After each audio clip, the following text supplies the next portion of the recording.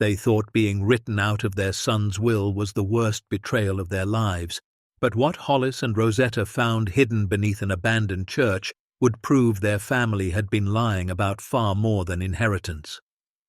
Before we dive into this story, make sure to smash subscribe, because tomorrow we have an extra special story for you that will blow your mind. The law office smelled like old paper and broken promises. Hollis sat in a leather chair that squeaked every time he shifted his weight, his calloused hands folded in his lap like he was waiting for a doctor to deliver bad news. Beside him, Rosetta gripped her purse so tightly her knuckles had gone white. They were both dressed in their Sunday best, Hollis in a navy suit he'd owned for 20 years, Rosetta in a floral dress she'd picked up at Goodwill 3 weeks earlier. They couldn't afford new clothes, not anymore, but they wanted to look dignified, respectful, like the kind of parents who deserved to be remembered. The lawyer, a thin man named Gregory Vance with wire-rimmed glasses and a mouth that never quite smiled, sat across from them shuffling papers. Hollis was 73 years old. Rosetta was 71. They'd been married for 52 years, and in all that time, they'd never imagined they'd be sitting in this office, waiting to hear how their only son had decided to erase them from his life. Sterling, their son, sat 3 chairs down with his wife Corinne. He wouldn't look at them, hadn't looked at them since they'd arrived.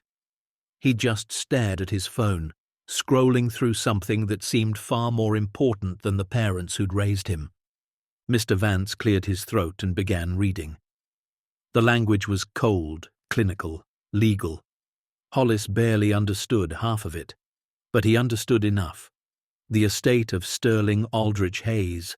Though Sterling wasn't dead, this was about updates to his will, his living trust, the division of assets should anything happen to him.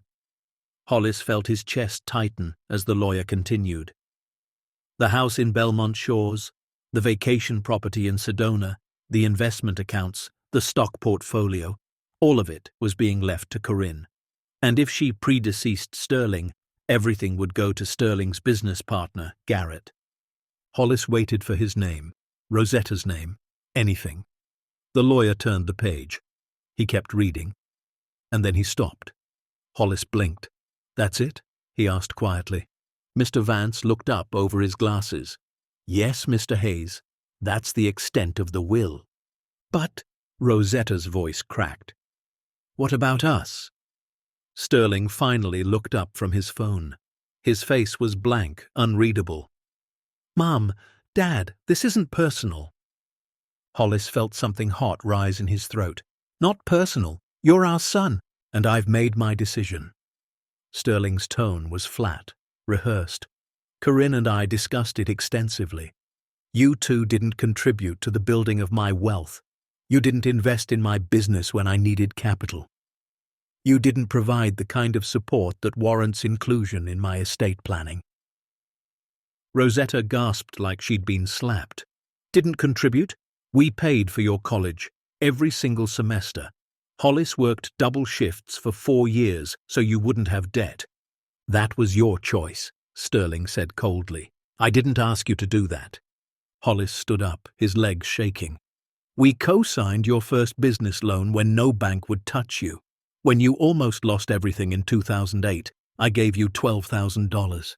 It was our savings. We never asked for it back." Sterling shrugged. "And I appreciate that. But appreciation doesn't equal inheritance. You're both still alive. You have Social Security. You'll be fine." Rosetta began to cry, soft and broken. Hollis reached for her hand. "How can you say that? We're your parents." "And I'm grateful for that," Sterling said, standing up and buttoning his jacket. "But this is a financial decision, not an emotional one. Corinne and I have built something significant, and we're protecting it for the future." Corinne, who had been silent until now, finally spoke. Her voice was smooth, cold as glass. "Mr. and Mrs. Hayes, you've lived modestly your whole lives. You'll continue to live modestly. This doesn't change anything for you." Hollis wanted to scream. He wanted to flip the table, but he just stood there trembling, holding Rosetta's hand as she sobbed. Sterling walked past them without another word. Corinne followed. The door clicked shut.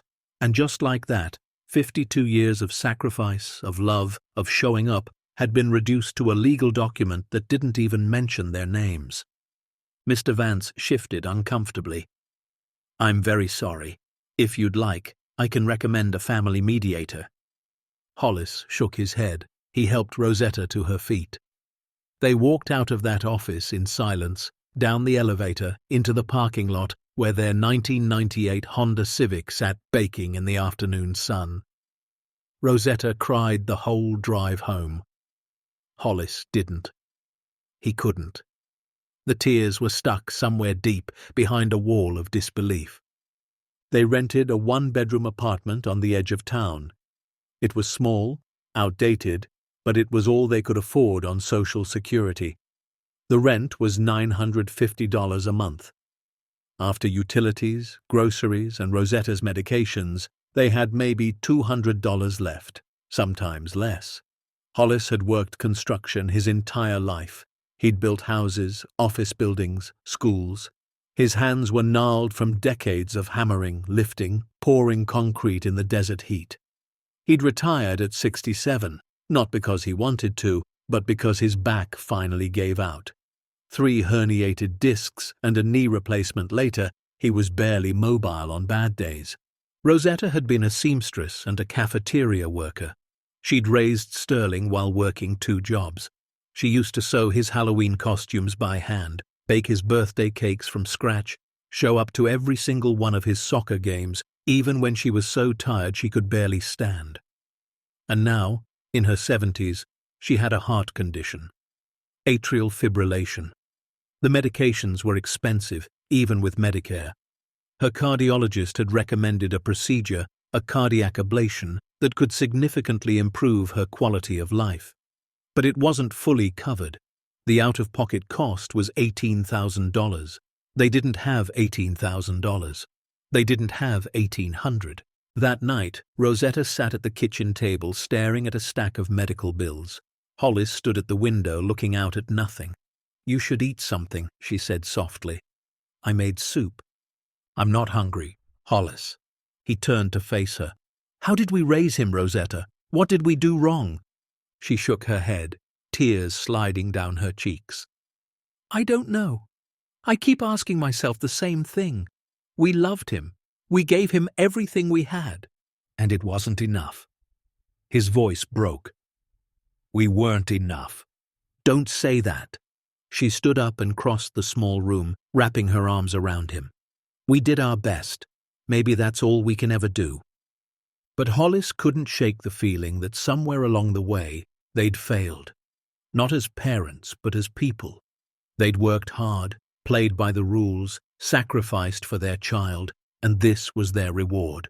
Poverty, rejection, invisibility. Days passed, then weeks. They didn't hear from Sterling. No phone call, no apology, nothing. Hollis tried to move on, but every morning he woke up with a hollow ache in his chest. Rosetta grew quieter. She spent more time sleeping, her heart condition worsening with the stress. One afternoon, Hollis couldn't take the silence anymore. He needed air, space, something to remind him that the world was bigger than their tiny apartment and their enormous pain. "Let's go for a walk," he said. Rosetta looked up from the couch, surprised. "Where?" "I don't know, just out. We used to walk all the time, remember?" She smiled faintly. "That was a long time ago, so let's do it again. Come on, the weather's nice." They walked through their old neighborhood, the one where they'd raised Sterling. The houses looked different now, bigger, renovated. The trees they'd watched grow were now towering and thick. Rosetta pointed to a corner store that used to be a diner. "We had our first date there," she said. "You spilled coffee all over yourself." Hollis chuckled. "You laughed so hard you snorted. I thought I'd blown it." "You almost did." She squeezed his hand. "But then you asked me to dance in the parking lot. There wasn't even any music." I hummed. She laughed. Best worst date ever. They kept walking, letting memory carry them through streets they hadn't seen in years. And then Rosetta stopped. "Hollis, look." He followed her gaze. At the end of the block, Partially hidden behind overgrown trees and a rusted iron fence stood a church. St. Matthias. It was small, old, made of pale stone that had weathered into shades of cream and grey. The roof sagged slightly. The windows were dark. Weeds choked the front steps. "Is that?" Rosetta whispered. Hollis nodded. "Yeah, that's where we got married." They stood there for a long time, just staring. The church had been closed for 15 years, maybe longer. The diocese had sold it to a developer who never followed through. It had just sat there, forgotten. Hollis felt something tug at his chest, something bittersweet and aching. "Can we go closer?" Rosetta asked. "I don't see why not." They crossed the street and pushed through the gate. The hinges screamed. The pathway was cracked, lined with dandelions and wild grass. As they climbed the steps, Hollis noticed one of the side windows was broken. Shards of stained glass lay scattered on the stone. The front doors were chained shut, but the side entrance, a smaller wooden door near the bell tower, was ajar. Hollis glanced at Rosetta. She looked at him. Without saying a word, they both understood. They were going inside. Hollis pushed the door open. It groaned softly. Inside, the air was cool and still, thick with the smell of dust and old wood. Sunlight filtered through the broken windows, casting long golden beams across the empty pews. The altar still stood at the far end, draped in a faded cloth. The cross above it was tarnished, but intact. Rosetta walked slowly down the center aisle, her fingers trailing along the edge of a pew. "This is it," she whispered. "This is where we stood." Hollis joined her. They stopped in front of the altar, exactly where they'd exchanged vows 52 years earlier. Rosetta closed her eyes. "I can still hear the music. I can still see your face. You were so nervous." "I thought I was going to pass out," Hollis admitted. "Father Dominic kept giving me water." She smiled. "And then Sterling was baptized here. Right there." She pointed to the old stone baptismal font in the corner. "He was so small. You held him like he was made of glass." Hollis's throat tightened. He reached out and took Rosetta's hand. They stood together in the silence, letting the weight of memory settle over them. This place had held their beginning, their promises, their hope, and now it was as abandoned as they felt. Rosetta suddenly let out a soft sob. Hollis pulled her close. "I'm sorry," she whispered. I don't understand how we got here. How did everything fall apart?" "It didn't fall apart," Hollis said quietly. "We're still here. We're still standing. That's something."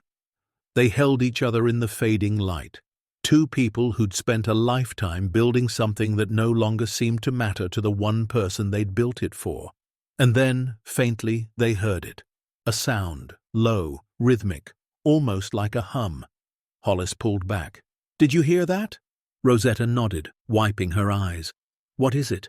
They both went still, listening. It was coming from behind the altar, a mechanical sound, steady and deliberate. Hollis frowned. "Stay here," he said. "Hollis, be careful." He approached the altar slowly, his footsteps echoing. The sound grew louder. He stepped behind the altar and crouched down, examining the floor. The stones were old, uneven, but one section looked different, newer. He ran his hand along the seam. Rosetta came up beside him. "What did you find?" "I don't know yet." He pressed his palm against the stone. It shifted slightly. His pulse quickened. He pushed harder. The stone moved, revealing a dark gap beneath. Rosetta gasped. "Hollis, what is that?" He didn't answer. He just kept pushing until the stone slid aside completely, revealing an iron ring embedded in the floor. A handle. He looked at Rosetta. Her eyes were wide. "Should we?" "Probably not," Hollis admitted. "But I'm curious. Aren't you?" She hesitated, then nodded. He gripped the iron ring with both hands and pulled. The hatch was heavy, ancient. It groaned as it lifted, releasing a breath of cold air that smelled like earth and metal. Beneath it, stone steps descended into darkness. Hollis pulled out his phone and turned on the flashlight. The beam cut through the black, illuminating narrow steps that spiraled downward. "This is a crypt," Rosetta whispered. "Churches this old, they all have them." Hollis nodded.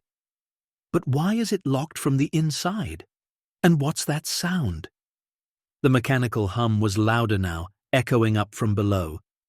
Hollis tested the first step. It held. He looked back at Rosetta. "I'm going down. You don't have to." She grabbed his arm. "If you're going, I'm going." They descended together, slowly, carefully. The air grew colder with each step. The walls were stone, damp and slick. Hollis counted 23 steps before they reached the bottom. His flashlight swept across the space. It was a crypt, just as Rosetta had said. Stone chambers lined the walls, sealed with plaques bearing names and dates. 1879, 1892, 1906. But there was something else. At the far end of the crypt, behind what looked like a false wall, light seeped through the cracks, and the humming sound, it was coming from there. Hollis approached cautiously. The false wall was made of newer stone, poorly matched to the old. He pushed against it. It didn't budge, but there was a seam, a doorway. And set into the stone was a modern lock, stainless steel, completely out of place. Rosetta came up beside him. "Hollis, this doesn't make sense. Why would there be a new lock in a church that's been abandoned for 15 years? "I don't know." He examined the lock. It was damaged, scratched. Someone had tried to break it recently. The metal around the keyhole was bent. He pulled on the door. It shifted. The lock was broken. With a hard yank, the door swung open. Beyond it was a room, not stone, not ancient, modern. The walls were lined with metal shelves. Fluorescent lights flickered overhead, powered by some kind of backup generator, the source of the humming sound. And on those shelves, stacked neatly, methodically, were rows of boxes, filing cabinets, steel lockboxes, and in the center of the room, piles of cash, bundled, wrapped, stacked like bricks. Rosetta grabbed Hollis's arm. "Oh my God!" Hollis stepped inside, his heart pounding so hard he could hear it in his ears. He approached the nearest shelf and opened one of the boxes. Inside were more bundles of cash. Hundreds, 50s, even some old bills he didn't recognize. He opened another box. Gold bars, small ones, each stamped with a mint mark. He opened a filing cabinet. Documents, contracts, names, dates. Rosetta picked up one of the ledgers and flipped through it. "Hollis, these are records. Look, deposits, withdrawals, names." She stopped, her face going pale. "These are important people. Businessmen, politicians." Hollis looked over her shoulder. He recognized some of the names. A state senator from the 1980s, a real estate developer who'd been investigated for fraud, a family name tied to organized crime. "What is this place?" Rosetta whispered. Hollis didn't answer because he didn't know. But as he looked around the room, at the meticulous organization, the climate control system still running, the documents dating back to the 1960s, one thing became clear. Someone had been hiding money here, a lot of money, for a very long time, and whoever they were, they'd gone to great lengths to keep it secret. He walked to the back of the room and found another ledger, this one larger, leather-bound. He opened it carefully. The first page was titled in neat handwriting, "Vault Inventory and Client Log, Father Dominic Shaw, Custodian, established 1964. Hollis read the first entry aloud. "This vault has been created to serve families in need of secure private storage.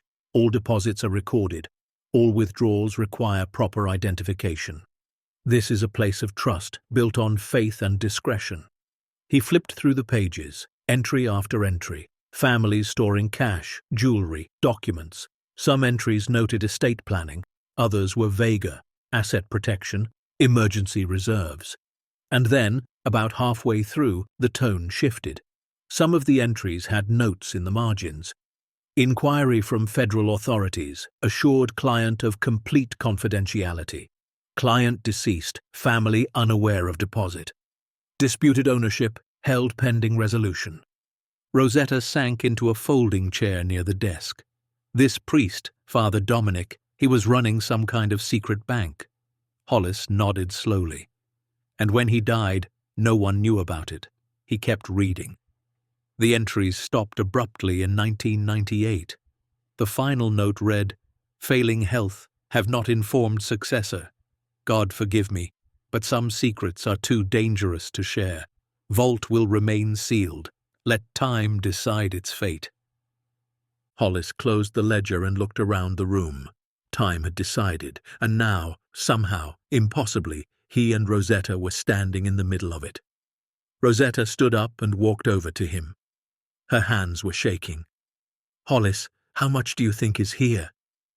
He didn't know, but he'd seen enough bundles, enough gold, enough documents to know it wasn't thousands. It was millions, maybe more. They stood together in that underground room, the fluorescent lights buzzing overhead, surrounded by a fortune that didn't belong to them, that didn't belong to anyone anymore. And for the first time since they'd left that lawyer's office, Hollis felt something other than grief. He felt terrified. Because they'd just stumbled into something far bigger, far more dangerous than a son's betrayal. They'd found a secret that people had killed to protect. And now, whether they wanted it or not, it was theirs. Hollis and Rosetta stood frozen in that underground room for what felt like an eternity, but was probably only minutes. The fluorescent lights buzzed above them like angry insects, and the generator hummed its steady rhythm somewhere behind the metal shelves. Rosetta's breathing had gone shallow, quick little gasps that told Hollis she was either about to panic or pass out, or both. He reached for her hand. His palm was sweating. Hers was ice cold. "Breathe," he whispered. "Just breathe." "Hollis, this is—" She couldn't finish the sentence. Her eyes darted around the room, taking in the stacks of currency, the neat rows of lockboxes, the filing cabinets that stretched along the back wall. "This is insane, I know," he squeezed her hand tighter, "but we need to stay calm. We need to think." "Think about what?" Her voice rose slightly. "We just found a secret vault full of God knows how much money hidden under a church. What are we supposed to think about? About what we do next?" He let go of her hand and approached the nearest shelf again. His construction worker instincts kicked in, the same methodical problem-solving approach he'd used his entire career when faced with something complex. Assess the situation, gather information, make a plan. He picked up another bundle of cash. The bills were old, worn. He checked the dates. 1976, 1983, 1991. Some were crisp and new, probably from the late 90s before the entries stopped. Rosetta moved to the filing cabinet and pulled open another drawer. Inside were rows of folders, each one labeled with a last name and a number. She pulled one out randomly. Morrison 003. Inside were documents. A handwritten deposit slip dated July 14, 1978. A list of items stored, cash, $25,000, jewelry, various pieces, promissory note. There was a black and white photograph of an older man, stern-faced, standing in front of what looked like a factory. Clipped to the photo was a business card, Morrison Industrial Supply. Hollis came over and looked at the folder. She opened another one. Delgado 017. This one had more recent dates, 1992 through 1996. The deposit amounts were larger, $78,000 in cash. Gold coins, estimated value $210,000. There were notes in the margins in the same handwriting they'd seen in the main ledger. Client requests absolute discretion, political exposure risk. "They're hiding money," Rosetta said quietly. "These people, they were hiding money from someone. Taxes, maybe, or the government." Hollis nodded. "Or from each other. Look at this." He pointed to another note. Disputed inheritance. Client requests storage pending family resolution. They went through folder after folder. Some of the stories were mundane, almost touching. Elderly people storing their life savings because they didn't trust banks after the Great Depression. Immigrants keeping cash reserves in case they needed to flee. Widows protecting assets from predatory family members. But others were darker. There were folders with names Hollis recognized from old news stories. A union boss who'd disappeared in 1987, a real estate developer indicted for fraud in 1991, a city councilman investigated for bribery in 1995. This priest, Rosetta whispered, Father Dominic, he was helping criminals, or he was just helping people, Hollis countered.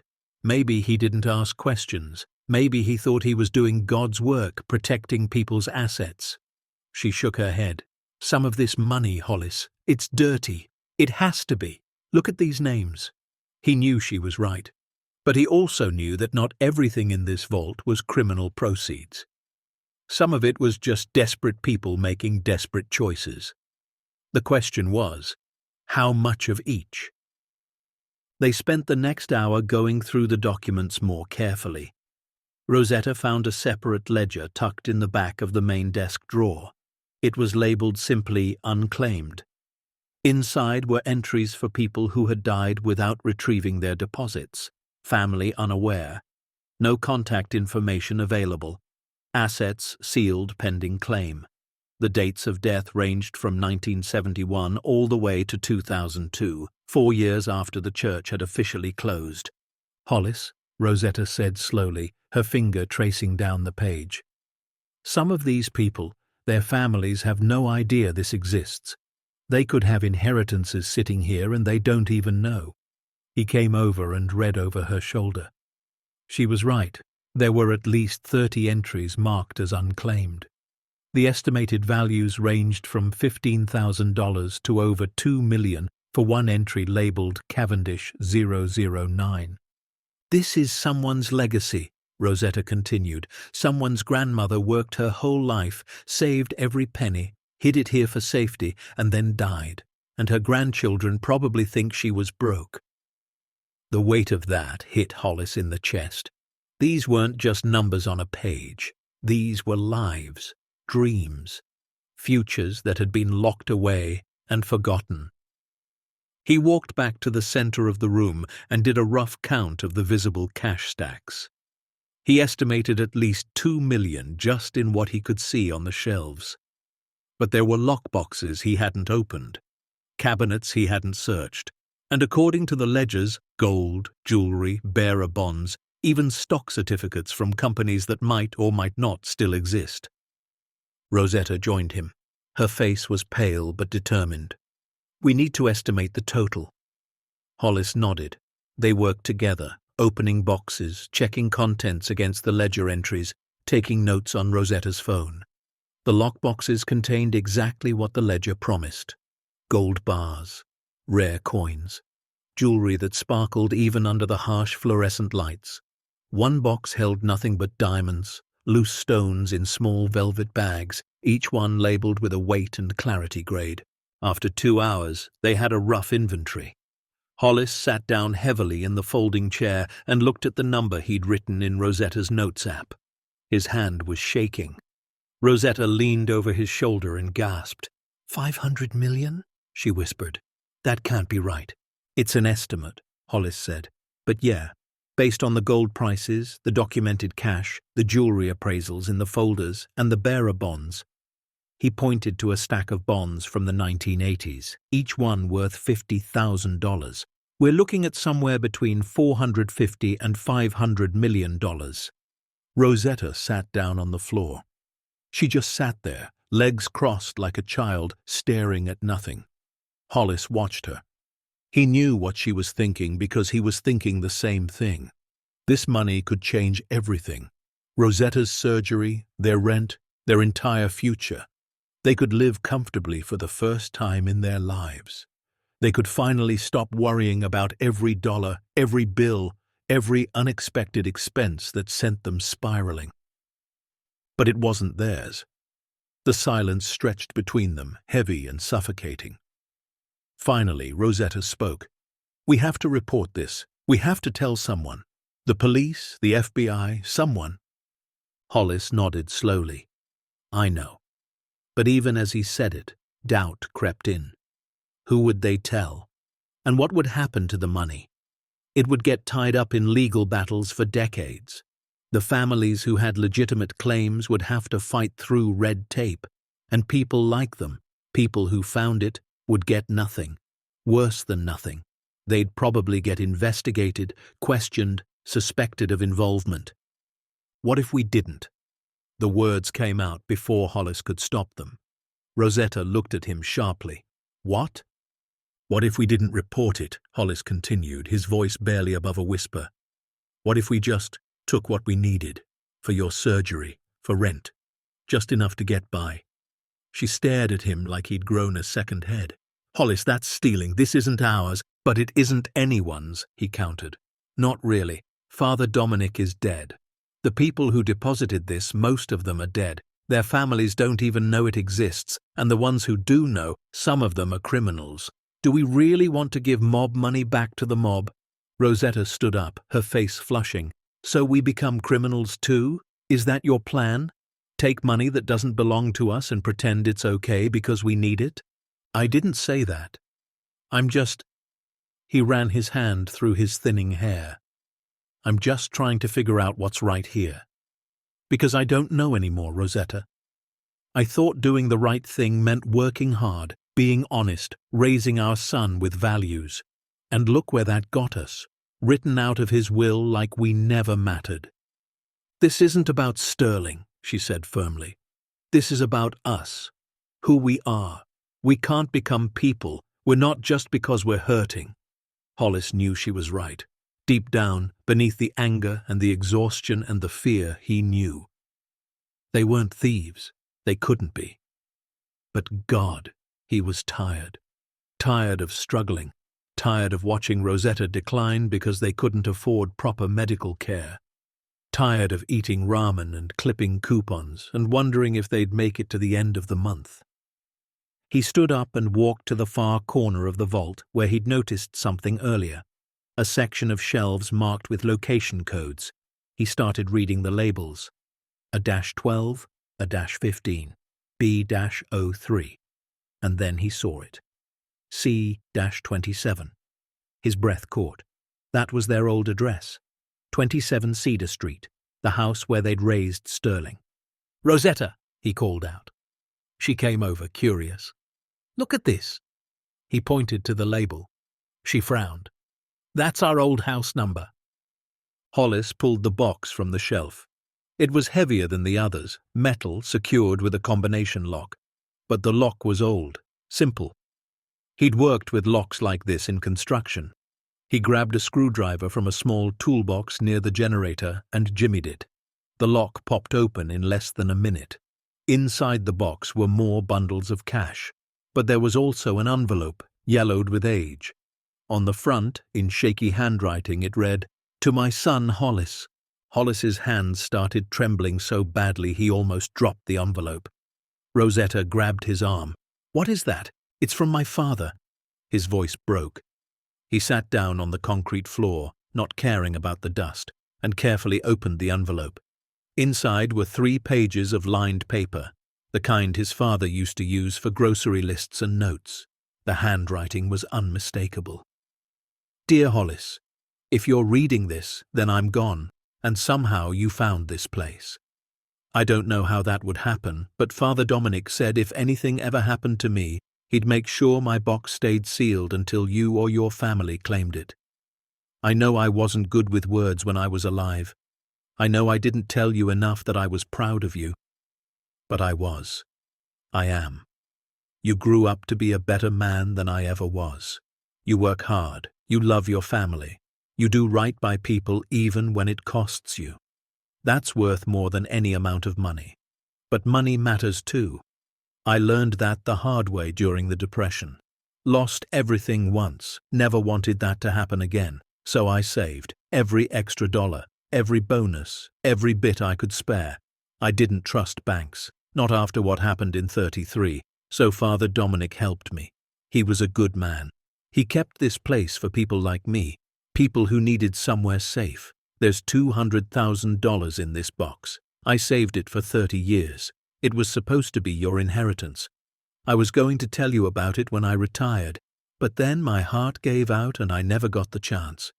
I'm sorry for that. I'm sorry for a lot of things. I'm sorry I was hard on you growing up. I'm sorry I didn't say I love you more. But I'm leaving you this because I do love you, always have. Use it well. Take care of Rosetta. She's a keeper, and take care of yourself. You deserve to rest after a life of work. Don't make my mistakes. Don't wait to tell the people you love that you love them. Your father, Warren Hayes. P.S. If that grandson of mine is reading this too, tell him his grandpa said to make his father proud. What happens next will turn this discovery into a devastating revelation, force an impossible choice, and prove that sometimes the biggest secrets hide in the smallest spaces. Stay tuned to see what happens next. If you're enjoying the story, please like, share, and subscribe for more. Hollis couldn't see the words anymore through his tears. Rosetta was crying too, reading over his shoulder. She wrapped her arms around him, and they sat there on the floor of that underground vault, holding each other while the fluorescent lights buzzed overhead and the generator hummed its steady song. "Your father," Rosetta whispered. "He provided for you. All this time we thought he died broke. We thought he left you nothing." "He left me everything," Hollis said, his voice thick. "He left me this, proof that he cared, that he thought about us, about our future." He wiped his eyes with the back of his hand and looked at the bundles of cash in the box. He counted them carefully. 20 bundles, $10,000 each, exactly $200,000, just like the letter said. Rosetta pulled back and looked at him. "Hollis, this money, it's yours. Legally, morally. Your father saved it. He left it for you. This is different from everything else here." He nodded slowly. "I know." But he looked around the vault at all the other boxes, all the other families' legacies locked away in the dark. What about them? What about all the people who have money here and don't know it? Do we just take ours and pretend the rest doesn't exist? Rosetta was quiet for a long moment. Then she said, "We report it. All of it. We tell the authorities about the vault. We explain everything. And we claim what's legally yours, what your father left you. But we make sure everyone else gets what's theirs too. The people who deposited money here, their families deserve to know." Hollis wanted to agree immediately. It was the right thing to do, the obvious thing. But then he thought about what would happen next. Investigators, lawyers, questions. The money would be frozen for years while they sorted through decades of deposits, and people like them, people who found it, would be under suspicion. They'd have to prove they hadn't stolen anything, hadn't tampered with evidence, hadn't somehow been involved in Father Dominic's secret operation. And there was another problem. He looked at Rosetta. "If we report this, everyone will know. Sterling will know. He'll come after his grandfather's money. He'll say it's part of his inheritance." Rosetta's face fell. She hadn't thought of that. "Oh God, you're right. He was cut us out of his will, but this predates that. If your father left it to you and you die, it goes to Sterling. Unless you specify otherwise." "Which I never did because I didn't know it existed," Hollis finished. "So if we report this and claim the money, Sterling will swoop in and take it. He'll say he's entitled to it as Warren's grandson." Rosetta sank back against the wall. "So what do we do?" Hollis stood up and paced the small space.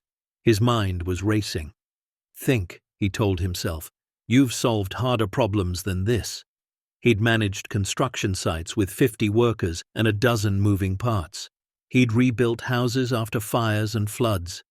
He'd figured out how to make a dollar stretch when there were no dollars left to stretch. He could figure this out. "Okay," he said finally. "Here's what I'm thinking. We take photographs. We document everything. Every box, every folder, every entry in the ledgers. We create a complete record of what's here. Then we research the names. We find out who's still alive, who has heirs, who deserves to know about this. And then, Rosetta asked, then we decide. We figure out what we can ethically claim, not just what we legally can. We separate the clean money from the dirty money. We find the rightful owners, and we make sure the people who deserve their inheritances actually get them. She studied his face. You want to be the ones to sort through this, to play detective and judge? No, he admitted. But I don't trust anyone else to do it right. If we turn this over to the government, it'll disappear into bureaucracy. Families will fight for decades. Lawyers will take most of it. And the people who actually need it, people like us, will get nothing. This way, we control it. We make sure it goes where it should. Rosetta considered this. It was risky, probably illegal in ways they didn't even understand. But it was also, in a strange way, merciful. They could reunite people with lost inheritances. They could right wrongs that Father Dominic hadn't been able to fix before he died. And maybe, just maybe, they could keep what was rightfully theirs without having to fight Sterling for it in court. Okay, she said finally. We document everything tonight. All of it. Then we go home and we think. We don't make any final decisions until we've slept on it and prayed on it and really considered what we're doing. Hollis nodded. That's fair. They spent the next 4 hours photographing and cataloguing. Rosetta used her phone to take pictures of every page of every ledger. Hollis opened every box and recorded the contents, cross-referencing with the inventory lists. They found a dusty copy machine in the corner, probably left over from when Father Dominic was maintaining his records, and made copies of the most important documents. By the time they finished, it was nearly 2 a.m. They were exhausted, covered in dust, and overwhelmed by the sheer volume of information they'd gathered. Hollis carefully placed his father's letter and the $200,000 back in the box and returned it to the shelf. Not yet, he said when Rosetta looked at him questioningly. Not until we know what we're doing. They climbed the stone steps back up to the crypt, then made their way through the dark church to the side entrance. Outside, the air was cool and fresh. Hollis had never been so grateful to see the night sky. They locked the door as best they could and walked back to their car in silence. At home, Rosetta collapsed on the couch. Hollis sat at the kitchen table and opened his laptop, an ancient machine that took 5 minutes to boot up. He started Googling names from the ledgers. Morrison Industrial Supply had gone bankrupt in 1994. The owner, Thomas Morrison, had died in 2003, but he had a daughter, Elaine Morrison Grant, who lived in Phoenix. The Delgado family, the ones with the political exposure risk, included a man named Ricardo Delgado, who'd been a state representative in the 90s. He'd died in 2016, but his widow was still alive. Hollis found an obituary with her name, Carmen Delgado. He kept searching, name after name. Some people were dead with no traceable heirs. Others had children, grandchildren, entire families who had no idea their relatives had hidden money in a church vault. And then there were the problematic ones. The union boss had been investigated for embezzlement. The city councilman had been indicted for taking bribes. A developer named Hutchins had been suspected of laundering money through construction projects. Hollis made a list: clean claims, questionable claims, and criminal proceeds. By dawn, he'd sorted through about 40% of the names in the ledgers. Rosetta woke up around 6 and found him still at the computer, eyes bloodshot. "Did you sleep at all?" "Couldn't," he said. "Rosetta, this is bigger than I thought. There are families out there who lost everything when their relatives died. They struggled, probably still are struggling, and the whole time there was money sitting in that vault. Money that could have changed their lives." She came over and looked at his notes. This woman, Carmen Delgado, her husband left her $210,000, and she doesn't know. According to the obituary, she's been living in a retirement home on a fixed income, barely scraping by. Her husband's political career ended in scandal, so she probably assumes he died broke or worse. Hollis pointed to another name. And this one, Michael Cavendish, left over $2 million for his grandchildren. But he died suddenly and never told anyone about the vault. His grandchildren, there are 4 of them, all in their 30s now. They could use that money. One of them has a GoFundMe trying to pay for cancer treatment. Rosetta sat down hard. Oh my God, we have to tell them. We have to find a way to tell them. I know, Hollis said. But how? We can't just call them up and say, hey, your dead grandfather hid millions in a church vault. They'll think we're scammers. Or worse, they'll ask questions we can't answer without admitting we broke into the vault. So we need a plan, Rosetta said. A real one. They spent the rest of the morning brainstorming. They needed someone neutral, someone with authority and credibility who could help them sort through this mess without it turning into a legal nightmare. Rosetta suggested a lawyer, but Hollis pointed out that lawyers were expensive and mandatory reporters. They'd have to disclose the vault immediately, and then it would be out of their hands.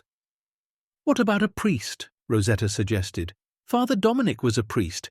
Maybe we go to the diocese and explain what we found. Let them handle it. Hollis shook his head. The diocese sold the church. They don't own it anymore. And if we tell them, they might try to claim the assets belong to the church, not to the individuals who deposited them. A journalist? Rosetta tried. Someone who investigates this kind of thing. They could help us identify the rightful owners and tell the story properly. Hollis considered that. It had potential. Journalists had resources. They could research names, track down families, and maybe even provide some legal protection by making everything public. But it was also risky. The wrong journalist would sensationalize it, turn it into a circus, and put them in danger. Let me think about it, he said. In the meantime, we keep documenting. We keep researching. And we don't tell anyone, not yet. Rosetta agreed. But later that afternoon, when Hollis went out to buy groceries, Rosetta made a mistake. She left her research notes on the kitchen table, pages and pages of printed documents, names, dollar amounts, and photographs of the vault. She'd been organizing them when she fell asleep on the couch, exhausted from the previous night. Sterling had a key to their apartment. They'd given it to him years ago for emergencies, back when they still believed he cared about having access to them. He never used it, hadn't stopped by unannounced in over 3 years. But that day, for reasons Rosetta would later agonize over, he decided to pick up a box of his childhood belongings they'd been storing in their closet.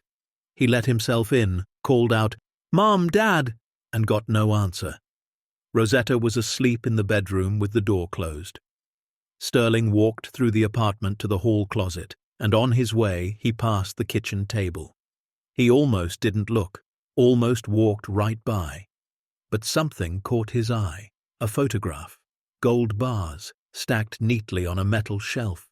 He stopped, picked up the photo. His eyes scanned the papers beneath it. Names, numbers, dollar amounts. And there, on one of the pages in Rosetta's handwriting, Warren Hayes Box C27, 200,000 confirmed, letter from Warren to Hollis included. Sterling's expression changed. The casual indifference he usually wore around his parents melted away, replaced by something sharp and calculating. He pulled out his phone and took pictures of everything on the table, every document, every photograph, every handwritten note. Then he carefully arranged the papers exactly as he'd found them and left the apartment without taking the box he'd come for. Rosetta woke up an hour later and didn't notice anything amiss. Hollis came home with groceries, and they ate a quiet dinner. Neither of them had any idea that Sterling now knew about the vault, that he'd seen the numbers, the evidence, the potential fortune sitting beneath an abandoned church, and that he was already making plans. Hollis woke up the next morning with a plan forming in his mind. It had come to him sometime around 4 in the morning when he'd given up on sleep and just lay in bed staring at the ceiling. The plan was simple, almost painfully so. They would take only what belonged to them, what Warren Hayes had explicitly left to his son. $200,000 and the peace of mind that came with knowing his father had cared.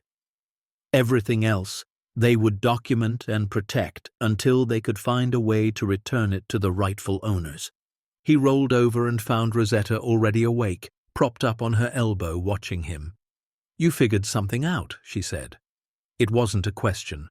She could always read his face. "I think so," he replied. "We claim what's ours. Dad's box, his letter, the money he saved for us. That's legal, that's moral, that's ours. Everything else, we protect, we document.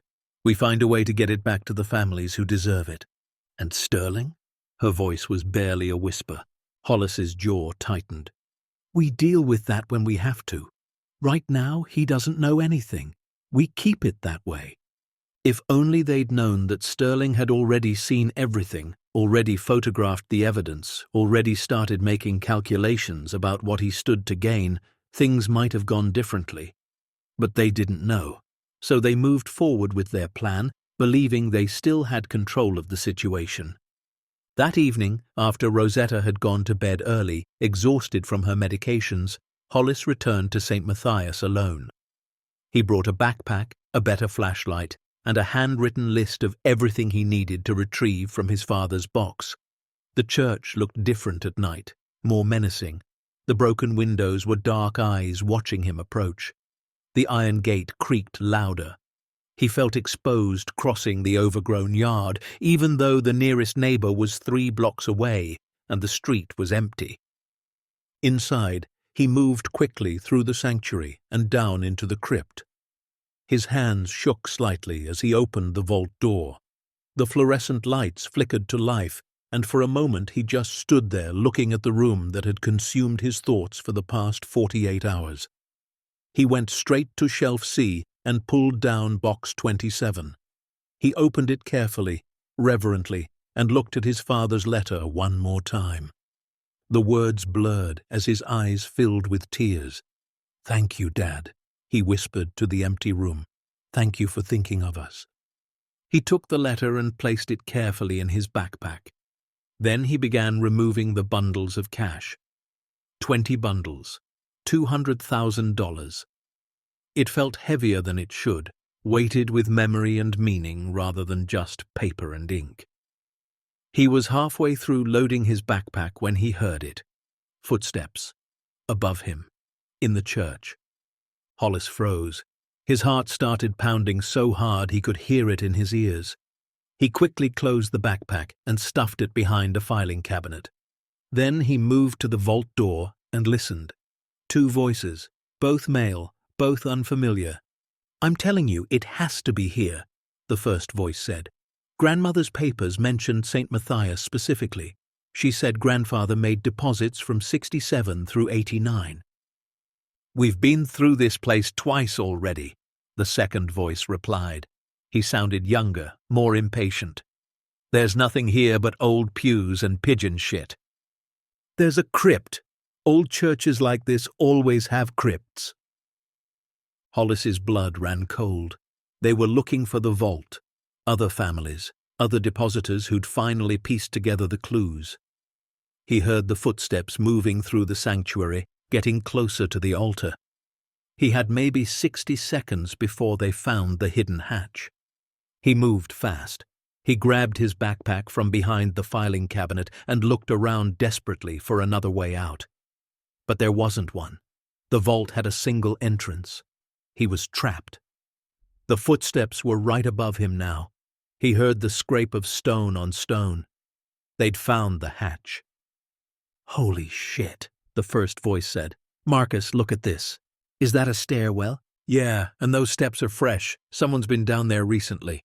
Hollis made a split-second decision. He couldn't hide in the vault. They'd find him immediately.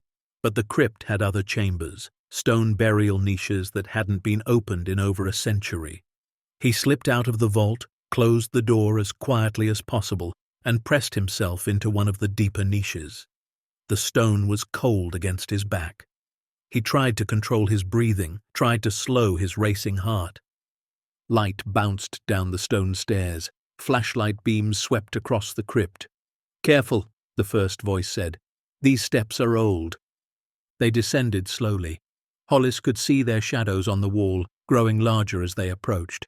Two men, just as he'd thought. One tall and broad-shouldered, the other shorter, wiry. They reached the bottom and panned their flashlights around the crypt. "This is it," the tall one breathed.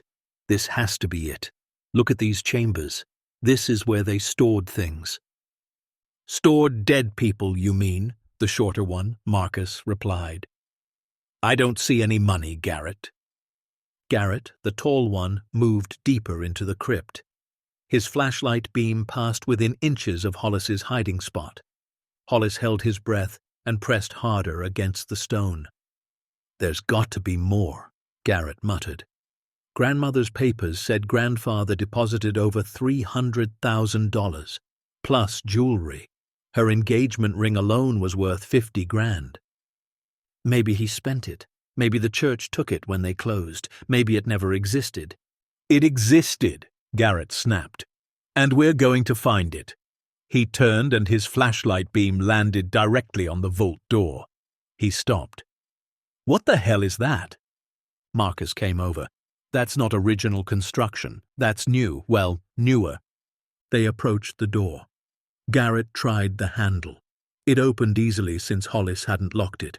The two men stepped inside the vault, and for a long moment there was only silence. Then Garrett let out a sound that was half laugh, half gasp. "Oh my God! Marcus! Marcus! Look at this! Is that real? That's real money! It's all real! It's all here!" Garrett's voice was shaking. "This is it. This is grandfather's vault. Grandmother was telling the truth." Hollis heard them moving around inside, opening boxes, pulling out ledgers. He knew he should run. He should take advantage of their distraction and get out of there. But his backpack with his father's letter and the $200,000 was still in the vault. He'd put it down when he went to hide. And now these men were in there with it. "We need to get this out of here," Marcus said. "Tonight, all of it. We can't carry all of this. There's millions here, maybe tens of millions. Then we come back with a truck. We load it up. We disappear. And if someone asks questions? Who's going to ask questions about money hidden in an abandoned church? We found it. It's ours. Finders keepers." Hollis felt sick. These men weren't going to look for rightful owners. They weren't going to report the vault or try to return anything to families who deserved it. They were going to steal everything, including his father's money, and disappear. He couldn't let that happen. But what could he do? He was an old man with a bad back. They were two younger men who'd already said they were willing to take everything by force if necessary. He waited. He listened to them catalogue the contents, their voices growing more excited with each discovery. They found the ledgers. They found the unclaimed inventory list. And then Garrett said something that made Hollis's heart stop. "Look at this. Hayes, Warren, Box C27, 200,000 in cash, letter included." "That's a lot of money." "Yeah, and look, there's a note here. Son Hollis to claim. Someone named Hollis Hayes is supposed to get this box." Marcus laughed. "Well, Hollis Hayes is shit out of luck because we're claiming it now." That was it. That was the line. Hollis couldn't stay hidden anymore. His father's legacy, his father's final gift, was about to be stolen by strangers who had no right to it. He stepped out of the shadows and into the crypt. "No, you're not." The two men spun around, their flashlights blinding him. "Who the hell are you?" Garrett demanded. "Hollis Hayes, and that box you're holding belongs to me. My father left it for me." There was a long, tense moment. Then Garrett smiled. It wasn't a friendly smile. "Is that right?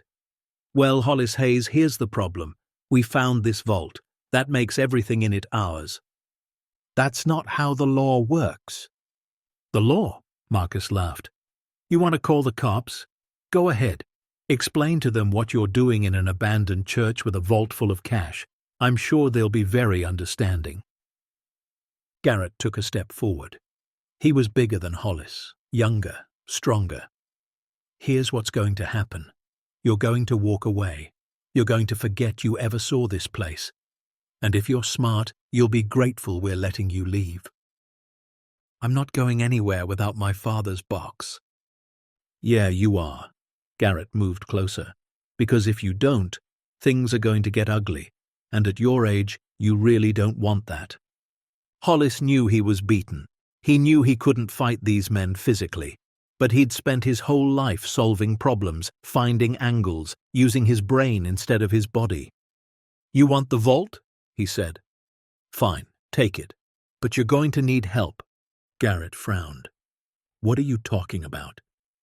I'm talking about the fact that there's at least $400 million in this room, maybe more. You think you can just load that into a truck and drive away? You need documentation. You need proof of ownership. You need a story that makes sense if anyone asks questions. We'll figure it out. No, you won't. Because the minute you try to sell any of this, the minute you try to deposit cash or move gold or liquidate bonds, you're going to trigger every financial reporting requirement in the country. The IRS will be on you, the FBI will be on you, and you'll spend the rest of your life in federal prison. Marcus shifted nervously. He's got a point, Garrett. Garrett's jaw tightened. So what are you suggesting? I'm suggesting we work together. I've already documented everything in this vault. I know which deposits are clean and which ones are tied to criminal activity. I know which families have legitimate claims and which ones don't. You want your grandfather's money? Fine. Help me sort through this properly. Help me return what belongs to other people. And we split what's legitimately unclaimed.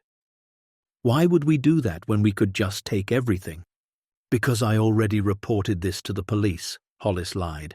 His voice was steady, confident. I filed a report 3 days ago. If anything happens to me, if I don't check in with my contact by tomorrow morning, they're coming here, and everything in this vault becomes evidence. It was a complete bluff, but Garrett didn't know that. Hollis watched the calculation happening behind the man's eyes. Risk versus reward, potential payoff versus potential prison time. Finally, Garrett said, "You're lying. Try me." Another long silence. Then Garrett laughed, but it was forced.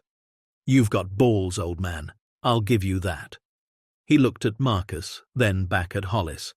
"How do we know you're not going to screw us?" "You don't. Just like I don't know you won't.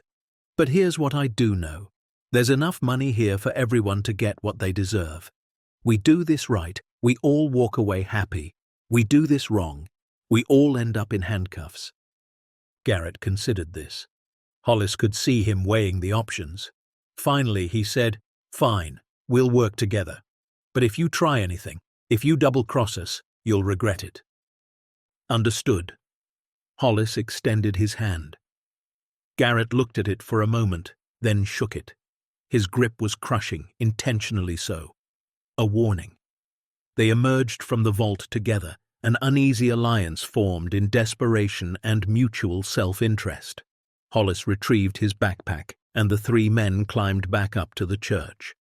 Outside, Garrett and Marcus got into a black pickup truck parked 2 streets over. Hollis walked to his Civic, his legs shaking so badly he could barely make it to the driver's seat. He sat there for a long time, hands on the wheel, trying to process what had just happened. He'd lied to dangerous men. He'd made promises he might not be able to keep. And he'd potentially put himself and Rosetta in even more danger than before. But he'd also bought time. Time to figure out what to do next. Time to protect his father's legacy. Time to maybe, possibly, find a way out of this mess. He drove home in a daze. Rosetta was waiting up for him, worry etched across her face. "Where have you been? It's almost midnight." Hollis told her everything. About Garrett and Marcus. About the confrontation in the vault. About the lie he'd told and the deal he'd made. Rosetta listened with growing horror. "Hollis, these men sound dangerous." "They are." "And you told them we'd work with them? You told them we'd help them steal money?" I told them we'd help sort through what's legitimately theirs versus what belongs to other people. There's a difference. Is there? Her voice was sharp. Because it sounds like you just agreed to help criminals. What else was I supposed to do? They were going to take everything, including Dad's money. Rosetta sat down heavily. This is getting out of control. We need to report it, all of it, right now, tonight. And tell them what? That we found a vault, lied to some men, made a deal we can't keep. Rosetta, we're in too deep now. We have to see this through. See what through? Helping strangers steal millions of dollars? No. Helping families get back what's rightfully theirs. That's still the goal. Garrett and Marcus, they're just complications. We work with them long enough to document everything, identify the rightful owners, and then we turn over the evidence to someone who can handle it properly. And you think these men are just going to let us do that? Hollis didn't have an answer for that.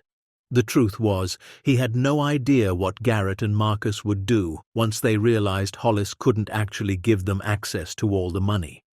He'd bought time, but he hadn't solved the problem. He'd just made it more complicated.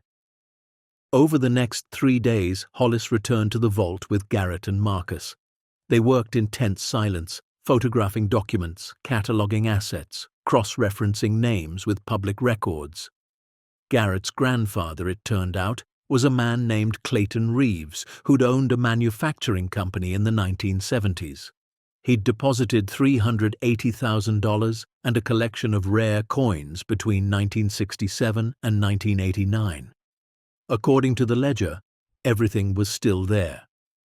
So we take this and go, Garrett said on the third night. This is what's ours. Not quite, Hollis replied.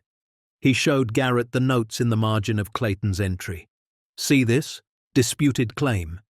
Your grandfather's business partner, a man named Vincent Caruso, said half of this money was actually his. They'd had a falling out. There was a lawsuit. I don't care about some lawsuit from 40 years ago.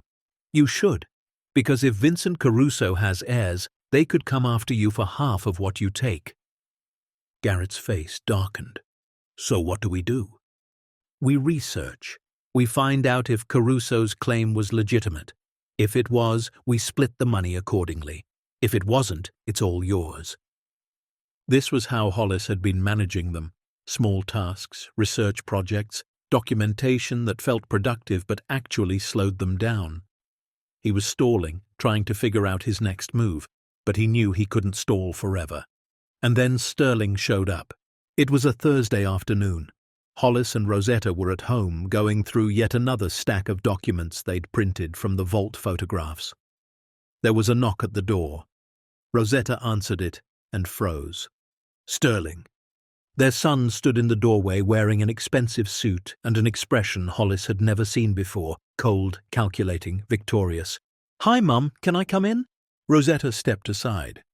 Sterling entered with Corinne and another man, older, grey-haired, carrying a leather briefcase. This is Douglas Ramirez, Sterling said. Our attorney. Hollis stood up from the kitchen table. What's going on? Sterling smiled. It was the same smile Garrett had given him in the vault. Predatory. I know about the church, Dad. I know about the vault. I know about grandfather's money. The room tilted. Rosetta grabbed the back of a chair for support. How? Sterling walked over to the kitchen table and picked up one of the documents. You left your research out. I came by to pick up some boxes. I saw everything. He held up his phone. And I photographed everything. Hollis felt his stomach drop. Sterling, listen to me. No, Dad. You listen to me. Sterling's voice was hard. You're sitting on $200,000 that rightfully belongs to me. Grandfather was my grandfather too. That money is part of my inheritance. Your grandfather left it specifically to me. There's a letter. Which means if you die, it comes to me. And you're 73 years old with a bad back and high blood pressure. Statistically, that's going to happen sooner rather than later. Rosetta gasped. Sterling, that's a horrible thing to say. It's a true thing to say. He turned to the lawyer. Mr. Ramirez, explain to them. The lawyer opened his briefcase and pulled out a document. Mr. and Mrs. Hayes, this is a legal brief outlining the issue of found assets in abandoned property. The short version is that since St. Matthias Church is technically abandoned and you trespassed to discover this vault, your legal claim to any assets is murky at best. However, as the direct descendant of Warren Hayes, Sterling has a legitimate claim to his grandfather's estate, including previously unknown assets. That's ridiculous, Hollis said. I didn't trespass. The church was unlocked, and my father left that money to me, not to Sterling. Can you prove that in court? The lawyer asked. Can you show legal documentation of the deposit? Can you prove your father's intent? Or is it just a letter that could have been forged? It's not forged. Perhaps not. But proving that would require extensive legal proceedings, which brings me to my client's proposal. The lawyer pulled out another document. Sign this. It transfers ownership of the contents of Box C27 to Sterling Hayes. In exchange, Sterling agrees not to report your trespassing to the authorities and not to contest any other claims you might make to other assets in the vault. Hollis stared at his son in disbelief. You're blackmailing us. I'm protecting my interests, Sterling replied. You and Mom made your choices. You cut yourselves off from the family business. You lived small, that's fine. But don't expect me to let opportunity slip away because of some sentimental letter from a grandfather I barely knew. You knew him, Rosetta's voice shook with rage. He came to every one of your birthday parties. He taught you how to ride a bike. He gave you his pocket knife when you graduated high school. And now I'm taking what's rightfully mine. Sterling placed the document on the table. Sign it, or I call the police right now and report that you've been illegally accessing a vault full of stolen money. Corinne, who'd been silent until now, spoke up. Her voice was gentle, almost apologetic. Mr. and Mrs. Hayes, this is really for the best. Sterling will take the money, invest it properly, maybe even give you a small percentage once it's grown. Everyone wins. Except us, Hollis said quietly. Except the people your grandfather wanted to have that money. Your father's dead, Sterling said. His wants don't matter anymore. Only what's legal matters. And what's legal is that this is my inheritance. He pulled out his phone. You have 2 minutes to sign, or I make the call. Hollis looked at Rosetta. She had tears streaming down her face. He looked at the document on the table. He looked at his son, this stranger in an expensive suit who'd somehow come from their love and their sacrifices, and he made a decision. No. Sterling's face darkened. What? I said no. I'm not signing. That money was your grandfather's gift to me. To us. For our medical bills for our future. And you already took your inheritance. You wrote us out of your will. You made it clear we don't matter to you. So no, Sterling. You don't get this too. Then I'm calling the police. Sterling started dialing. Hollis's heart was pounding, but his voice stayed steady. Go ahead. Call them. Explain to them that you broke into our apartment, photographed private documents, and are now attempting to extort us. I'm sure they'll be very interested in your lawyer's involvement too. Conspiracy to commit extortion is a felony, isn't it, Mr. Ramirez? The lawyer's face went pale. Sterling lowered his phone. You're bluffing. Try me. Hollis used the same words he'd used on Garrett. And just like with Garrett, they worked. Sterling's certainty wavered. Corinne touched his arm. Maybe we should think about this. Shut up, Sterling snapped at her. He turned back to Hollis. You're making a mistake. A huge mistake. That money should be mine. But it's not, Rosetta said, her voice strong despite the tears. It's ours. Your grandfather wanted us to have it, and you already made your choice. You cut us out. You said we didn't contribute enough to warrant inclusion in your estate. Well, guess what? You didn't contribute enough to warrant inclusion in ours. Sterling's jaw clenched. This isn't over. Yes, it is, Hollis said. Get out of our home and don't come back. For a moment he thought Sterling might argue, might threaten, might even try to physically take the documents from the table, but Corinne was already pulling him toward the door. The lawyer followed, briefcase clutched like a shield. At the door, Sterling turned back. "You'll regret this." "We already do," Rosetta said softly. "We regret ever believing you were the son we raised." Sterling left. The door slammed behind him, and Hollis and Rosetta stood in their tiny apartment, holding each other and shaking. "What are we going to do?" Rosetta whispered. "He's going to come after us. He's going to find a way to take that money." "Not if we move first." Hollis pulled back and looked at her. "We need to end this, all of it, tonight. We take what's ours from the vault, we document everything else, and we find someone who can help us do the right thing with the rest. Someone who can't be bought or scared or manipulated." "Who?" Hollis thought about it. Then he remembered something from the news. A journalist, investigative reporter. She'd exposed corruption in the city council 2 years ago, got 3 officials indicted. She was fierce, relentless, and most importantly, she had a reputation for protecting her sources. "There's a woman, Maeve Delgado. She works for the Chronicle. I've seen her articles. She goes after powerful people." "And you think she'll help us?"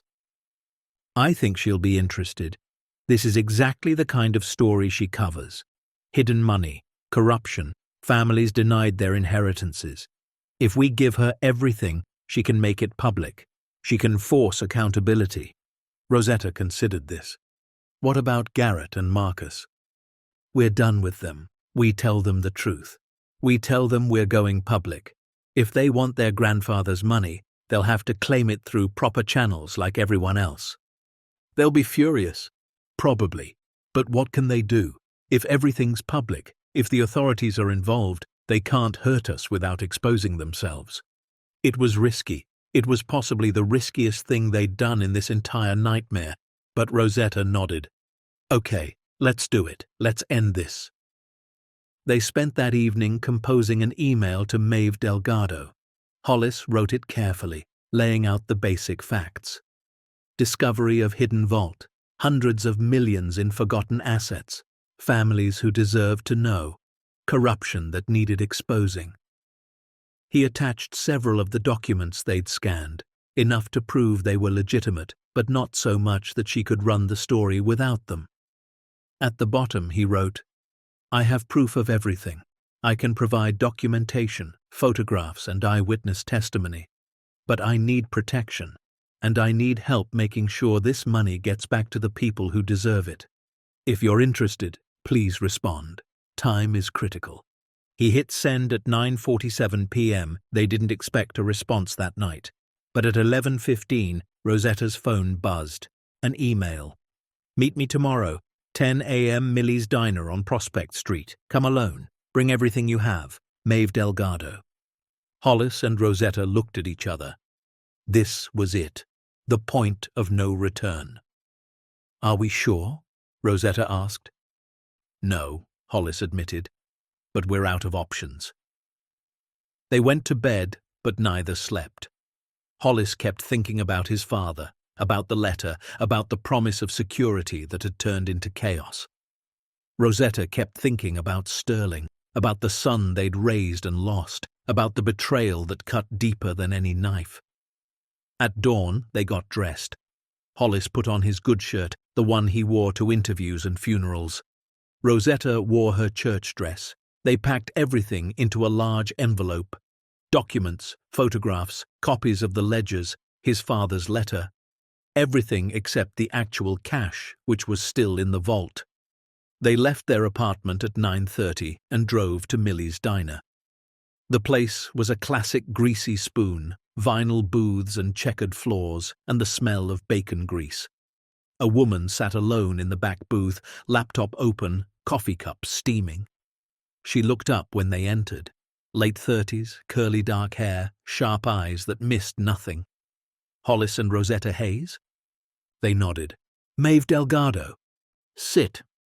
They slid into the booth across from her. Maeve closed her laptop and leaned forward. "I did some preliminary research after your email. St. Matthias Church closed in 2009. The property's been in legal limbo ever since. A developer bought it, went bankrupt, and now it's tied up in estate proceedings. Technically, it's abandoned, which means anything you found there falls into a very grey legal area. "We're not looking to steal," Hollis said. "We're looking to return." "I believe you. I also believe you're sitting on one hell of a story." She opened the envelope they'd brought and started going through the documents. Her expression didn't change, but Hollis saw her breathing quicken. 5 minutes passed. 10. She looked up. "This is real?" "Every word." $500 million? "Approximately."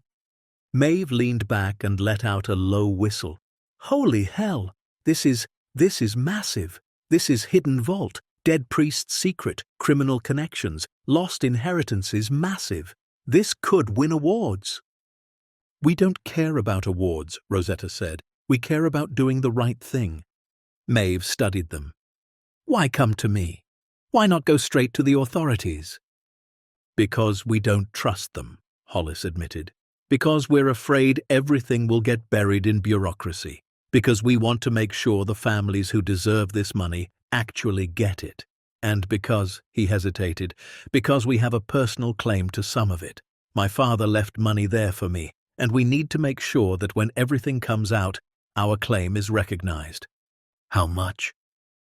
200,000. Maeve nodded slowly. "And that's it? That's all you want?" "That's all we're entitled to." She seemed to accept that. "Okay, here's how this works. I verify everything. I research the names, track down families, confirm the deposits. I also contact a federal investigator I trust, someone clean who can coordinate with the Bureau once we're ready to go public. We do this simultaneously. I publish the story the same day the feds move on the vault. That way, there's transparency. No one can bury it. No one can make it disappear. How long will that take?" 2 weeks, maybe 3. I need to be thorough." Hollis thought about Garrett and Marcus, thought about Sterling, thought about the ticking clock. "We might not have that long." "Then we work fast." Maeve pulled out a recorder. "Start from the beginning. Tell me everything." They talked for 3 hours. Hollis and Rosetta told the story of finding the vault, of his father's letter, of Garrett and Marcus, of Sterling's betrayal. Maeve recorded every word, asked pointed questions, cross-referenced details. When they were done, she sat back with a satisfied expression. "This is good. This is really good. I'll start verification today. I'll also reach out to my contact at the Bureau, Special Agent Gabriel Thorne. He's straight as an arrow. He'll handle this right." "And us?" Rosetta asked. "What do we do?" "You stay away from that vault. You don't go back. You don't talk to anyone about this. You especially don't engage with this Garrett person or your son. You lie low. Let me do the work." Hollis nodded. "There's one more thing. We need to get my father's money out of the vault before everything goes public. It's the only thing we're claiming, but if the Fed sees everything before we can establish our claim—" "I understand," Maeve interrupted. "I'll talk to Agent Thorne. We'll figure out a way to secure your father's deposit before the seizure. But Hollis, Rosetta, you need to understand something. Once this story breaks, your lives are going to change. There will be media attention. There will be scrutiny. There might be death threats from people who think you're stealing what's theirs. Are you prepared for that?" Hollis looked at Rosetta. She looked back at him. They'd already been betrayed by their son, threatened by strangers, and pushed to the edge of their own morality. How much worse could it get? "We're prepared," Hollis said. But as they left the diner and walked to their car, he couldn't shake the feeling that things were about to get much, much worse before they got better. Maeve Delgado moved fast. Within 48 hours, she'd verified the existence of St. Matthias Vault, confirmed Father Dominic Shaw's tenure at the church from 1962 until his death in 1998, and tracked down 3 families whose relatives had made deposits. She'd also made contact with Special Agent Gabriel Thorne, a federal investigator with the Bureau's Financial Crimes Division, who had a reputation for being both thorough and incorruptible. Hollis and Rosetta spent those 2 days in a state of suspended anxiety, jumping at every phone call, watching the street from their apartment window, waiting for something to go wrong. On the 3rd day, Maeve called. "We need to meet, tonight. Bring your father's letter. Agent Thorne wants to see it." They met at a coffee shop on the other side of town, somewhere neither Hollis nor Rosetta had ever been. Agent Thorne was younger than Hollis expected, maybe late 40s, with salt and pepper hair and the kind of steady gaze that made you want to tell the truth, even when lying would be easier. He shook their hands firmly. "Mr. and Mrs. Hayes, thank you for coming forward with this. What you've uncovered is significant." "Significant enough to do something about?" Hollis asked. "Absolutely. I've reviewed the documentation Miss Delgado provided. This vault represents decades of potentially illegal activity, tax evasion, money laundering, concealment of assets. But it also represents something else. Families who've been denied their rightful inheritances. People who've struggled financially when they had resources they didn't know about. That's what I care about." Rosetta pulled out Warren's letter and handed it to Agent Thorne. He read it carefully, his expression softening. "Your father clearly intended this money for you, and according to the vault records, the deposit was made legally. He reported it as income, paid taxes on it, and stored it with Father Dominic as a form of asset protection. This is your money, Mr. Hayes, no question. So we can claim it?" "Yes, but here's what's going to happen. In 5 days we're going to execute a federal warrant on St. Matthias Church. We'll seize the vault, secure all assets, and begin the process of identifying rightful owners. Before that happens, I'm going to allow you to retrieve your father's box under supervised conditions. You'll be accompanied by 2 agents. Everything will be documented. Everything will be legal. And once the seizure happens, your claim will be processed first because we have clear documentation of ownership." Hollis felt something loosen in his chest. Relief. Actual, tangible relief. "Thank you." Agent Thorne nodded. "Don't thank me yet. There are some complications we need to discuss." He pulled out a tablet and showed them a surveillance photo. It was grainy, taken at night, but Hollis recognized the location immediately. St. Matthias Church. And he recognized the 2 figures breaking in through the side entrance, Garrett and Marcus. "These men have been back to the vault 4 times in the past week," Agent Thorne said. "We've been monitoring the site since Miss Delgado brought this to our attention.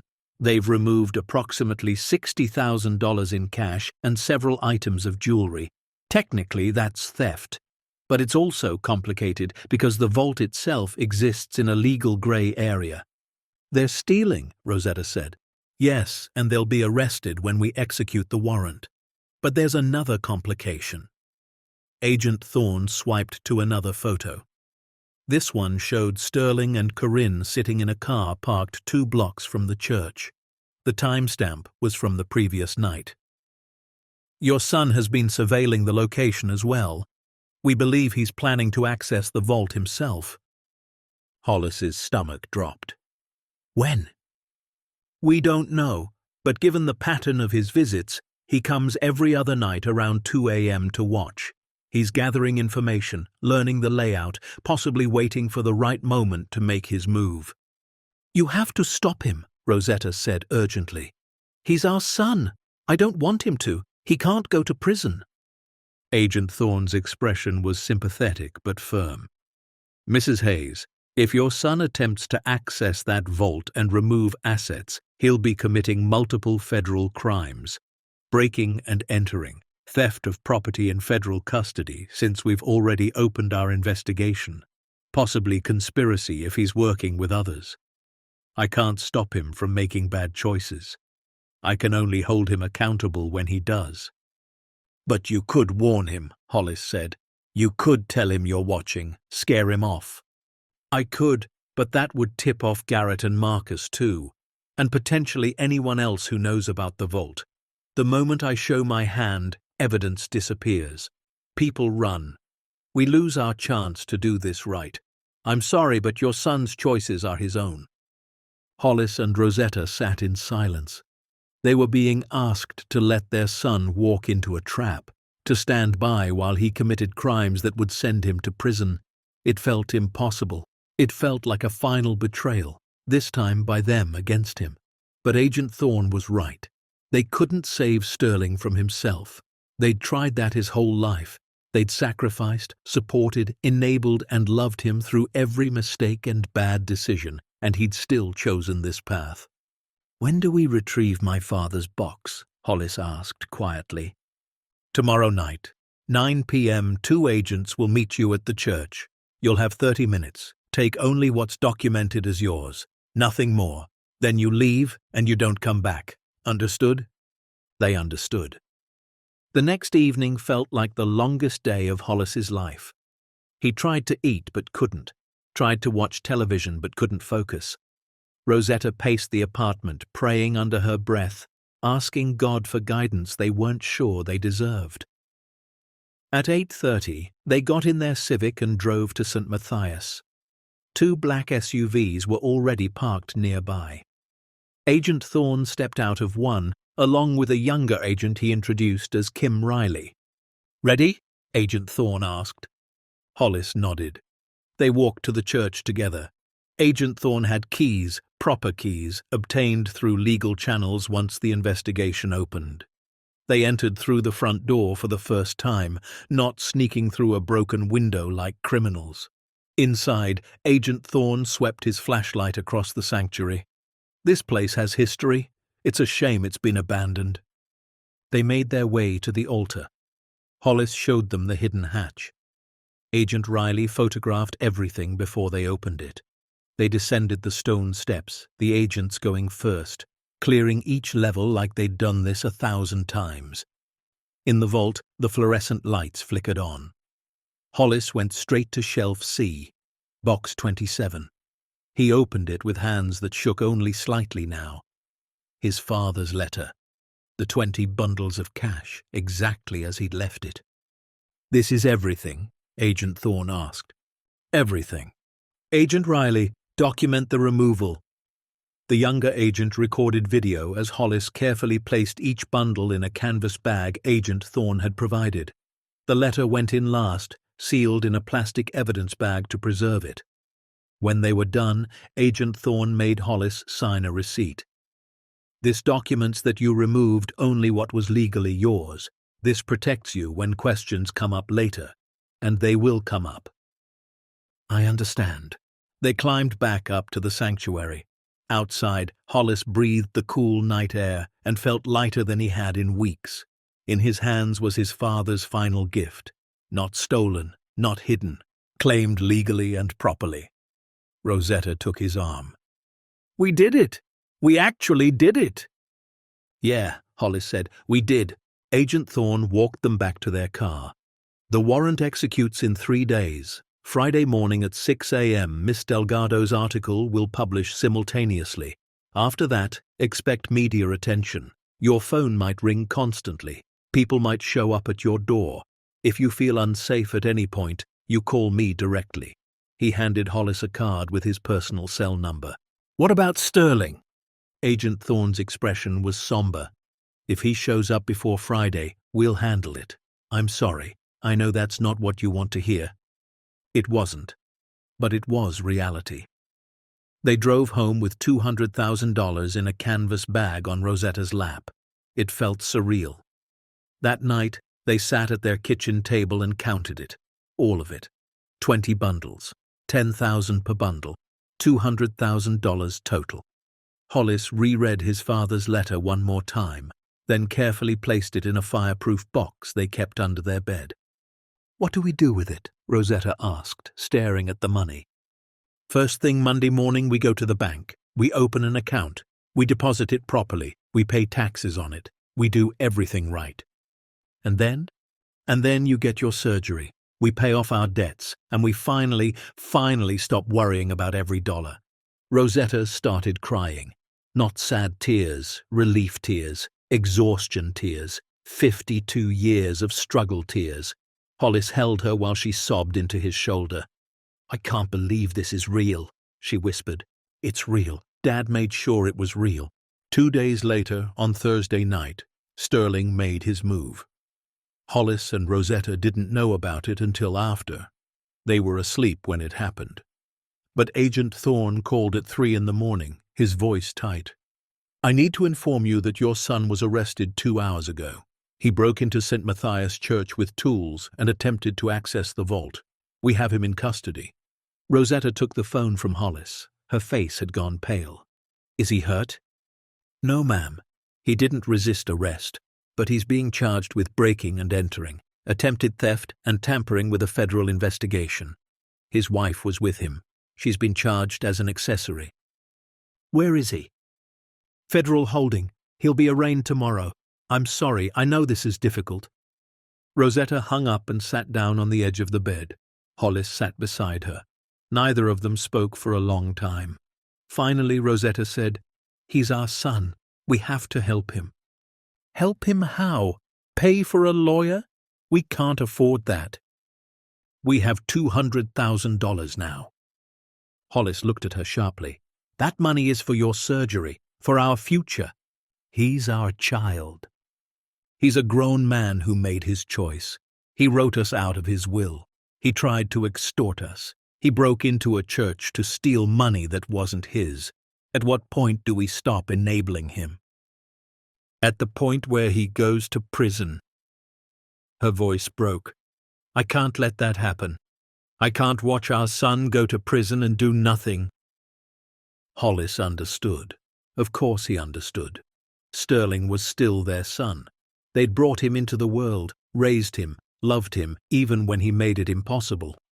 But he also knew that helping Sterling now meant sacrificing themselves. Again. It meant giving up Rosetta's surgery, giving up their security, giving up the one good thing that had come from this nightmare. "Let me talk to Agent Thorne," Hollis said finally. "Let me see what Sterling's actually facing.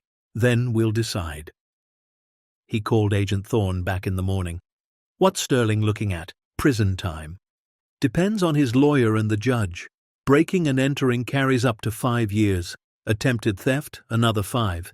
Tampering with a federal investigation, 10. If he's convicted on all counts and they run consecutively, he could be looking at 20 years. But more likely, if he pleads guilty and cooperates, he'd get 3 to 5 with possibility of parole." 3 to 5 years? "Yes. And Mr. Hayes, I need to tell you something.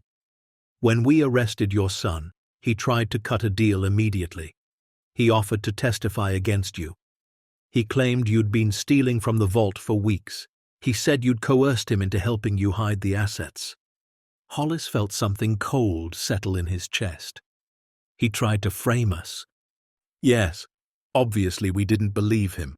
We have surveillance proving his story is false. But I thought you should know. Your son was willing to send you to prison to save himself."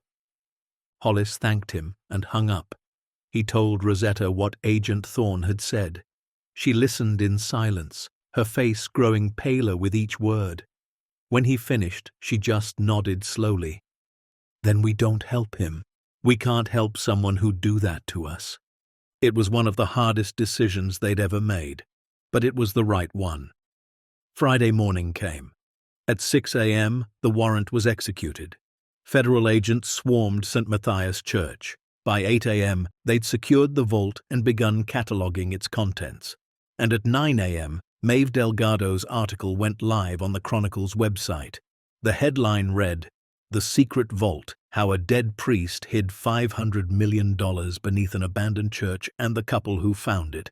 The story went viral immediately. Within hours, it was picked up by national news outlets. By afternoon, camera crews were parked outside Hollis and Rosetta's apartment. Maeve had been careful to protect their identities in the article, using only their first names and no photographs. But in a town as small as theirs, people figured it out quickly. The phone rang constantly, reporters wanting interviews, lawyers offering representation, distant relatives they hadn't heard from in decades suddenly very interested in reconnecting. Hollis unplugged the landline. Rosetta turned off her cell phone. They sat in their darkened apartment watching the news coverage, surreal and overwhelming. But it wasn't all bad.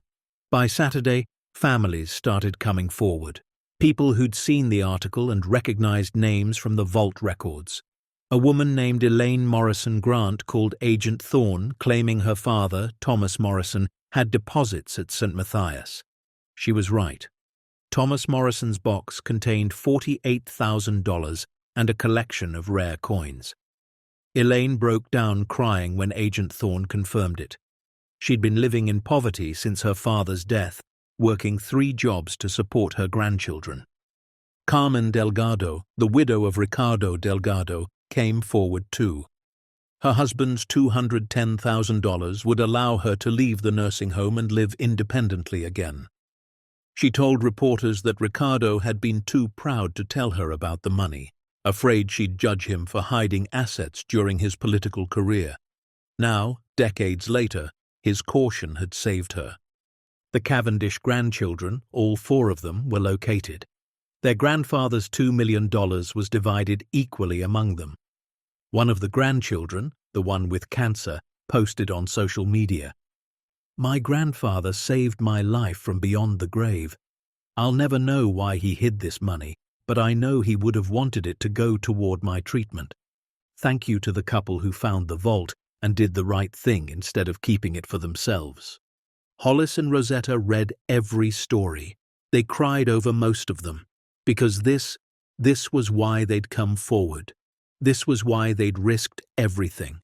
Not for themselves, though they'd benefited, but for the families who'd been denied something that was rightfully theirs, for the people who'd struggled when they didn't have to, for the legacies that had been lost in the dark until someone was brave enough to shine a light. Garrett and Marcus were arrested when they tried to claim Clayton Reeves's deposits. They insisted they were his rightful heirs, which was true, but they'd also stolen from the vault before it was secured. That was theft, plain and simple. They were charged, prosecuted, and eventually sentenced to 18 months in federal prison. The remainder of Clayton Reeves's deposits, minus what they'd stolen, was held in trust for them until their release. Sterling's case moved slower. His lawyer tried to negotiate a plea deal, but the prosecution wasn't interested. Sterling had lied to federal agents, attempted to frame his parents, and shown no remorse. His trial was scheduled for 6 months out. Corinne divorced him 2 weeks after his arrest. She claimed she'd been manipulated, that she didn't know what Sterling was planning. The charges against her were dropped in exchange for her testimony. Sterling was facing trial alone. Hollis and Rosetta tried to visit him once. They went to the federal detention center, sat in the waiting room, filled out all the forms. But when the guard called Sterling's name and told him his parents were there, he refused to see them. "Tell them I have nothing to say," was the message that came back. Rosetta cried the whole drive home. Hollis didn't. He'd run out of tears for his son. A month after the article published, Agent Thorne called with news. "Your father's deposit has been officially cleared. The money is legally yours. You can access it any time." They'd already deposited it in their bank account, but hearing the official confirmation felt like closure. Hollis also received something unexpected in the mail, a check for $50,000 from the Federal Asset Forfeiture Fund. Agent Thorne explained that as the individuals who'd discovered the vault and cooperated with the investigation, they were entitled to a finder's fee for criminal proceeds that were seized. The money from Garrett and Marcus's theft, from other confirmed illegal deposits, a percentage was allocated to Hollis and Rosetta. "We don't want this," Rosetta said when Hollis showed her the check. "We didn't do this for money." "I know, but we did do it, and this money can help other people." They donated the entire $50,000 to a fund that had been established to help families with the legal costs of claiming their vault inheritances. Some families needed lawyers, some needed genealogical research to prove their relationships to deceased depositors. The money went toward making sure everyone who deserved something from that vault actually got it. By November, Rosetta had her surgery. The cardiac ablation was successful. Her heart rhythm stabilized. Her energy returned. She looked 10 years younger within weeks. Hollis had his own health issues addressed too, things he'd been ignoring because they couldn't afford treatment. A hernia repair, new glasses, physical therapy for his back. They weren't young anymore, but they were healthier than they'd been in years. And they started to dream again. They talked about traveling, about seeing places they'd only read about. They talked about moving to a better apartment, maybe even buying a small house. Nothing extravagant, just something that was theirs. But mostly they talked about purpose, about what they wanted to do with the time they had left. One evening in December, Hollis brought up an idea he'd been mulling over. What if we bought the church? Rosetta looked up from her book. St. Matthias? Yeah, it's still in legal limbo. The developer's estate is trying to unload it. I called and asked. They'd sell it for $300,000. We could afford that. We'd still have money left over for ourselves. What would we do with the church?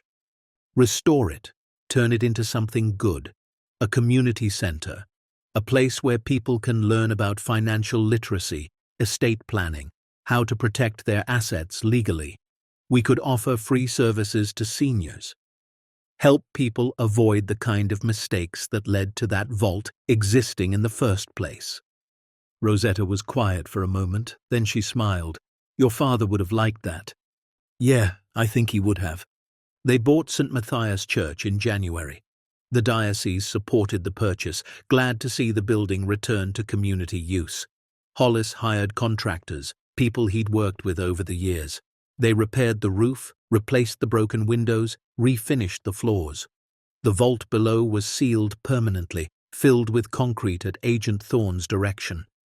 No one would hide money there again. By spring, the St. Matthias Community Center opened its doors. They offered workshops on financial planning, taught by volunteers from local banks and accounting firms.